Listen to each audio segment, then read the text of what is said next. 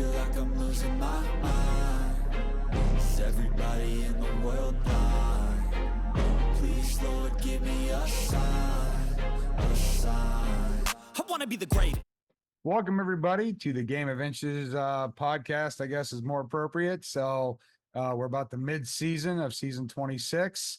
So we're ready to kick things off and kind of see how everybody's doing. Of course, kind of a sad day for me in the real world. So lost 2/3 of our dynasty now with Brady and now Belichick gone. So I'm in a little bit of mourning, so bear with me a little bit. But Ray, welcome to the show. How things going in Ray's world? Pretty good. This is probably gonna be my last show for a month. I got my honeymoon coming up in about 2 weeks, so I'm ready to leave the snow. Nice. I know Kobe is too. He's running from that half an inch of snow they're about to get. Well, I just think most of the girls are running away from Kobe's half an inch. So all right. So enough picking on Kobe already. All right, so the first thing is we're recording this with about probably less than 2 days left to get into the GOI playoff bracket contest. So it's pretty cool time where you can place your bets on who's going to make it all the way to the Super Bowl in the NFL. Ray, you want to talk a little bit about what people have to do to get involved and what they could win? Yeah, just go right to the I can't remember what let me see here real quick. GOI Bookie. Go to GOI Bookie. There's a link in there.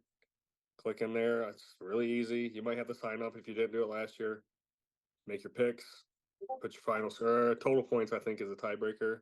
But yeah, Connor, of all people, perfect bracket last year because he picked his Chiefs. But if you don't pick the Lions this year to win it, you're not going to be perfect. So, but everyone get in. This is going to be your only chance to have a opportunity to move up in the team drafts. The NFL draft, it's just going to be coins. We're not doing team draft spots for that. So, if you want to move up in the team draft, get in. Nice. And, in fact, I did pick the Lions just because I don't think the Chiefs have it this year. Hopefully, I don't live to do that. But I put my my bet in your camp, Ray, so make sure they don't let me down. So, and Dan Campbell, we trust. That's it. So currently my favorite NFL coach. So because I'm losing them like crazy. All right, so good deal. Kind of hoping my backdrop is what happens in real life. Let Vrabel come back home is what I'm hoping for. All right, I think you got a solid chance. Yeah, I think it's either going to be him or Mayo, and I don't know what Mayo is going to be, so we'll see. So he's the guy that the Patriots basically bribed to not go to the Panthers in the offseason because he was supposed to be Belichick's, heir. So we'll see.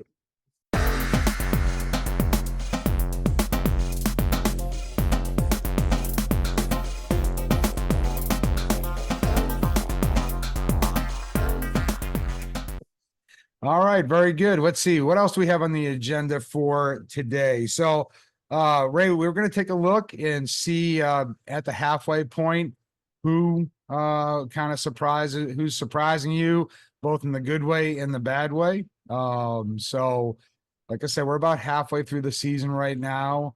So, right off the bat, on the good side, who's standing out for you? I got to give it to our European token. That's Mr. Mo. 7-1, and I honestly didn't know what his record was because he's usually pretty vocal about his record and his play. But my hours are complete opposite of him now. But 7-1, Mo, keep doing your thing. I think my next game is versus you, but you just take it easy on me, okay? And then my number 2 good surprise in the AFC, I'm gonna go with E-Man, one of the OGs. He's kind of a coin flip player in each season, but he's on the head side this year. So 5-2, big game against Peter, and best of luck to you because I think that game is gonna be 1st to 60. Yeah, absolutely. And and it's kind of interesting because everybody's talking about offense this year, and Mo is actually getting it done right now. He's kind of getting it done right now with the defense. He's got the 3rd ranked defense and only the 17th ranked offense. So he's been getting it done at least that way with defense. And then E-Man, what's been his recipe? I think his big thing is turnovers. If he doesn't turn the ball over, he's fine. Well, not this last playoff, but the playoffs before, he probably should have beat me. He made me score at the very end of the game, and I actually turned around and stop him one more time. But I think if he does not turn the ball over, he can beat just about anybody. And one thing with he's kind of quietly, he's actually the fourth best offense in the league, believe it or not. So he turnovers definitely can play a big difference, but his offense is looking pretty solid right now. In fact, he's 13th in passing and 8th in rushing. So, but overall fourth place. So sounds like a pretty solid attack, pretty balanced attack down in Miami. All right, Ray. So those were two that you thought surprised you to the good side. How about on the other side? Who surprised you with their ineptness? I mean, I can't help but start with him. I love you, buddy, but Kobe, 2-6. I know you're better than that. Get away from the verticals, run the ball, play action. No more verts, no more seams. Play action, run. And then my other one, I'll spend more time on him because I respect AJ. He's given me some good games when we played, and I really don't know how he's 0-7, but he is. I haven't looked at his schedule, seen who you played, but keep chipping away. You'll figure it out. If it doesn't happen this year, let it roll over to next year. Look at Michigan football. 2-4 national champions. There you go. So, if they need a little fuel for the fire, Kobe, you're scoring less points than the Seahawks are. So bear that in mind. And then AJ, you're actually below me on wins and losses. So both you guys, that should be challenge enough. Trust me, you do not want to hang out with the Seahawks where we hang out. So hopefully you guys can get it figured out as we go forward. So still a whole half season left to go. You never know. Stranger things have happened. So, all right. Very good. Let's see here. So we've talked a little bit about the GMs. We've talked a little bit about the teams in general. How about who's leading the way for the players this year? Any surprises there? I think my MVP vote's gonna stay true. At least he's there right now. Josh Allen, anyway. But no, Josh Allen. Let me get down here to it. You got Bryce Young, another good user, and Lathan over there. I would expect nothing less from him. Brock Purdy, who it's a pleasant surprise. He got a lot of interceptions though, but Darnell, same thing. You move the ball very well. Just cut down on the turnovers. Some of those L's might become wins. I could talk about myself, but I really don't want to. I don't want to be that guy. Let's see. We got Levis for Dougie. Another very stellar season. Just under 3,000 yards, it looks like. We're right on pace with touchdowns with everybody else that's up there. Just again, Dougie, don't play first to 60, play first to 30, focus on defense. And then running back, I mean, I don't even know who this person is, but he's just an absolute freak. Von Fox for Matt over in New Orleans. 1,400 yards in 7 games. That's not fair. I don't even know how you would do that, but if you're consistent and persistent with the run, you can beat Blake Corum. Oh man, that Von Fox ran over the Seattle defense the last time we played. It was just ridiculous. So that's like a hard guy to stop. So whether it's Matt on the sticks or Von's skills, whatever it is, he was tough. Yeah, 8 yards to carry. You're gonna go somewhere with that. And then we got almost a 9. Actually, I didn't even see this earlier. We almost got a 9 yards per carry in Rashad White from Emmanuel, and that's kind of unexpected to see from him because I know with those 2 wide receivers he loves to throw that baby down the field. But obviously, if he's the 4th ranked offense, he's doing something right. So, like I said, get rid of the turnovers, Emmanuel. You'll be just fine. Makes sense. So that is your offense. Anybody standing out on the defensive side? Oh, let me see here. Well, judging by the point averages by everybody in the league this year, not too much, but I didn't even. We got a linebacker for the Chargers. I'm gonna guess he's a rookie because I've never seen the name before. At least it's not Lester Papa, blah, blah, blah. But he's got almost 50 tackles, which halfway through the season in Madden, that's pretty good. And honestly, I'm not gonna call anybody out because I don't think anyone else is worth out. I mean, everyone knows that to this point. There's not much defense in this Madden, so take what you can get. That is a valid point. Yeah, you know, it's funny. You're right. There's just not a lot standing out. So for sure. So I got to ask you. I figured you're going to show up with a bunch of Michigan gear on, and thought you'd have like a Michigan background. You get the Golden Gate Bridge. Is that what you're honeymooning or something? Or I wish. No, I'm just kidding. Nope. I've actually chose the high road for the whole Michigan thing. I've been on X a lot, reading a lot of Ohio State Salty fans.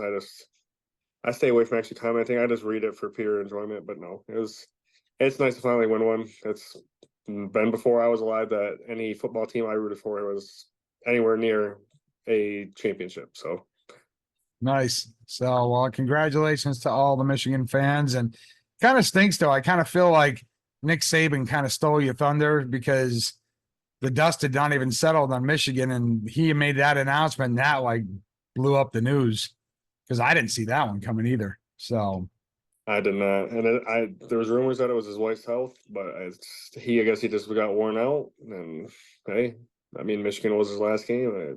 We can hold that, I guess. I mean, not that as much, but no, he's the GOAT.